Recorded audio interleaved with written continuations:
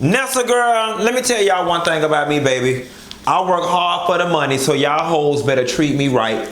I, the dog, Miss Funky Dineva Ross, I am the last of a dying breed because it is 8:58 a.m. and I am now recording video 4 of the day before even having breakfast, bitch. Now, you know a superwoman is a woman who get it all done before breakfast. Nessa girl, did you get into your husband is cheating on us?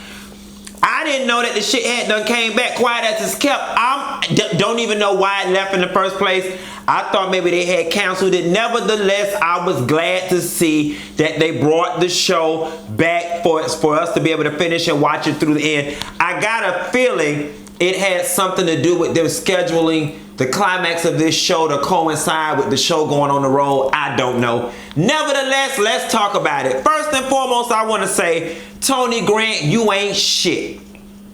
Okay? For Deatra to get on TV with her daughter and basically reveal that you did not want to deal with your daughter until she turned 18 years old because you didn't have to want to deal with her mama. That is some bullshit. And it hurt me to my goddamn heart to see Deatra's daughter on TV talking about how she's just now developing a relationship with her dad at 18 years old and a relationship with her siblings. I've said this before in the past in previous videos and I'll say it again. I don't know what the fuck is wrong with you bitch-made pussy-ass men that you can go stick your dick in somebody, have a whole child running around on this planet and not be involved. Like, how does that shit sound decent, right, or appropriate to anybody? Quiet as it's kept, I would be losing so much sleep at night wondering what my mini-me was doing out there that I would not be able to live. But that's just me. Like I said, when this came on, I'm the last of a dying breed. Nevertheless, y'all girls don't know about Deatra the way I know about Deatra. And I'm glad that Deatra showed y'all that in 1985 when she got her record deal for her single, baby, she was number 4 on the Billboard charts. Yes, God, Miss Deatra. I remember that number, baby. I remember it. But the poignant thing that I want to point out, unlike these new girls out here, these love and hip-hop generation girls, Deatra Hicks was telling that story from the house that she paid for with her record company advance in 1985. Mama did that thing right. In addition to that, she said her daughter still sleeps in the room that she's had for over 22 years. Mama did right by her money. Deatra's the kind of bitch like me. If I ever come into a lump sum of money, it's 2 things I'm doing. Paying off these goddamn student loans so Sally make her stop calling every family member I got phone and buying me one place to stay. And paying it off. So you know, come hell or high water, you got a roof over your head. That was a very smart investment. Deatra knows if she ever hits hardest of times, she can go right there to that house. They can go get them a little piece of job at the Waffle House and pay the taxes and the utilities, and they still got them a place to stay. So hats off to Deatra and her dying yet reviving career.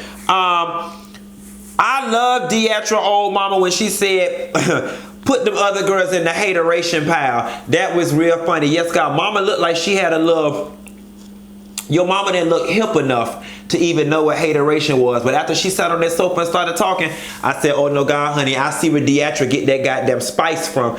And when she mentioned that her mother was her manager once upon a time, that means her mama know how to wheel and deal, okay? No wheeling, dealing, welfare don't need. Yeah, y'all don't know about that. That's pride or deeper love. That's Aretha. It's the power that gives you the strength to survive. Pride or deeper love. Child. Whitefish couldn't wait to get from around Deatra crazy ass. She said the minute Genuine left, she didn't have no problem laying on them masturbatory sheets in that masturbatorium. I know that's goddamn right. Mama said, Deatra, the changes you put me through ain't even worth the weekly pay that JD is paying me. I got to put up with shit from you and from these daughters. I'm just going to go down the Genuine room and call on him. Genuine, call on him. Is there anything that you want? Is there anything that you crave? Call on him. 'Cause I'm the passenger of your play. Yeah. Miss Jan taught me that. Y'all see how I did that? And I stayed on key. Yes, God. Next girl, if you in charge of the girls, drop down in the comments and tell me which Genuine song I was just singing in that moment. Nevertheless, JD trying to play 80 roles. JD, you need to lose 80 pounds and 80 roles, quiet as it's kept. You know, JD strike me as one of them sissies that just think more of himself than he should. Like, Miss JD girl, you've had minimal success in the business, and I'm not going to take that away from you. But you're not that girl, and you're not that damn talented that you want to play 9 and 10 roles in a play. Like, it's kind of self-serving, and I understand, baby, it's real good for the budget. It's good for the budget because you don't want a top-heavy production where you paying out all these salaries in actors. But you playing all these roles, I don't know that I'm here for it. I don't know that I'm checking for you like that. I think I would much rather pay to see Deatra Hicks before I even pay to see you, JD. Like, no lie. At least with the Tyler Perry stuff, we want to see Madea. I don't know that we want to see any of the characters that you play. Not that I've been exposed to any of them, but just judging based on what's going on. Like, I just don't see it for you like that, JD. I don't see it for your play. I don't see it for your daughters. I don't see it for the way you run your production. And I don't see it for the way you run your life. But that's just me, and I ain't got to live within your 4 walls, so I'm going to let you ride. But when you made that comment, when she made the suggestion that perhaps somebody else could play one of them smaller roles, and you were like, that's like somebody else, that's like Tyler Perry not playing Madea. No, JD, and I'm gonna need you to do me a favor. Don't ever mention your name and Tyler Perry name in the same damn lifetime. Okay, because it is not the same. All them little ancillary characters that you got is not the equivalent to Tyler Perry not playing Madea. Like, that was a far reach. Obviously, only Tyler can play Madea, but some of these other little side characters that you got and that nobody really care about, somebody else can easily play one of them smaller damn characters. I mean, just how self-serving is that to write a play and make yourself 5, 6, 9, 12, 80 other characters? Don't get me wrong, your play, your production, your money, your skill, your late nights, early mornings, you can do whatever the fuck you want to do. But me, as the customer, as the consumer, as the viewer, as the fan, we not here for it, daddy. Diamond mediating between Deatra and Leah. You know, Diamond, you are a very mature young girl. But considering the fact that your father and Leah are no longer in a relationship, I'm really not understanding why you have such a vested interest in your mother and Leah getting along. It would seem to me that you and your brother could get along just fine with your parents not getting along, considering the fact that both of y'all are grown. I mean, shit, I got along with my step siblings just fine. I got along with a lot of them other family members that my mama didn't get along with just damn fine. It can be done too. Okay, JD daughter, and I haven't felt these emotions in months because we haven't had to talk about this in months.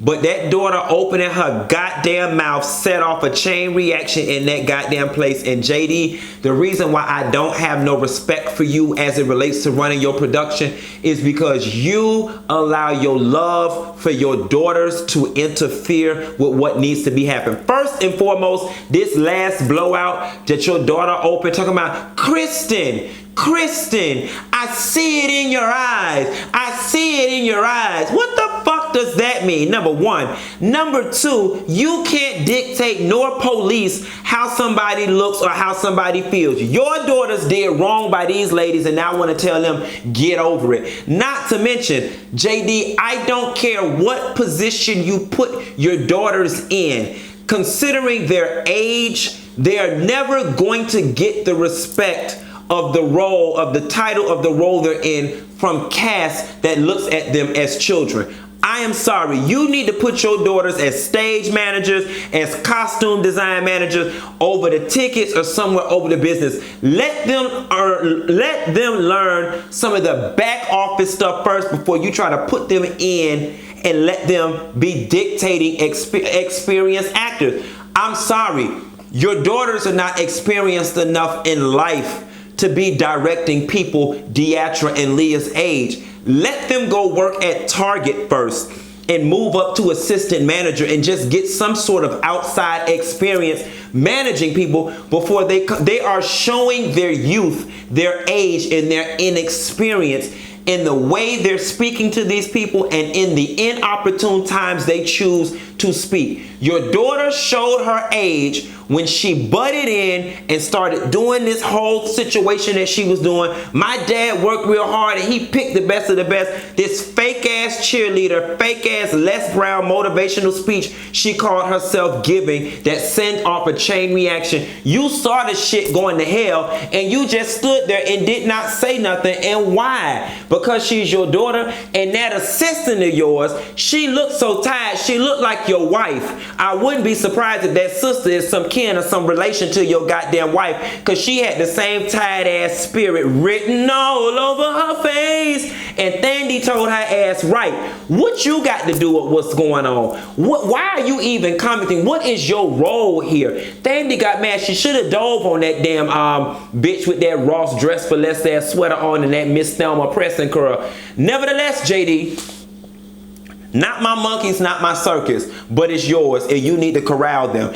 And Deatra, you were there. You know, on one token, I didn't know how to feel about Deatra not walking out on the rehearsal when the rest of the cast did. On one token, I took it as Deatra being seasoned and being like, baby, we're here to work, you don't leave rehearsal. But on the other, Deatra, it really did feel like you were brown nosing. And honestly and truthfully, considering the fact that 98% of the cast walked out, there was no real rehearsal to be had. So this excuse about you don't leave rehearsal, well, Deatra, you don't leave rehearsal, but it's all right to upset rehearsal and disrupt rehearsal because you've done that in the past. So yeah, I'm kind of siding with Thandy on this one, that you were being a kiss ass and a brown noser when you say the group you want to be down with. You were trying to get back in the good graces of JD, and it showed. And Jermaine said it. You don't give a shit about nobody other than Deatra, okay? Because her husband was cheating on us, girl, bye. Let me tell y'all something. Your husband is cheating on us. Y'all sleeping on it. The shit really is entertaining. Like, I can tell not that many of y'all are watching it because it doesn't get as many views as my other videos. Not as many people are interested. But Nessa, girl, I encourage you to watch this old Chitlin Circuit play mess. You really will get some enjoyment. And with that being said, bitch, it's 9/11. Ooh, that's scary. I hope my love don't come crashing down. A bitch like me about to get in here, make me a little breakfast, walk the dog, lay down, then hit y'all back later this afternoon with some of the hot topics and different things that's been going on in my life and in my mind after I recorded 4 goddamn videos, after staying up overnight watching multiple hours of TV. Lord knows I'm crazy, but I do it for y'all. I love y'all, and I am sorry for being off track last week. And earlier this week, I just got a lot going on, a lot positive things going on that have taken me out of the house, out of my home studio, and that's the real tea. But I promise y'all, you know, to remain consistent and to be as consistent as I can, considering the fact that I am a one-person show. Like, my business has not gotten to a point yet where I can afford to pay somebody to handle some of these outside things that have to be handled. So there are times I have to step away from the camera, step away from the internet to handle some of these foundational things to take us into the future. And that's true tea. I appreciate y'all for being patient, and always, Nessa, girl, I love y'all. And I'll call you later, girl. Bye.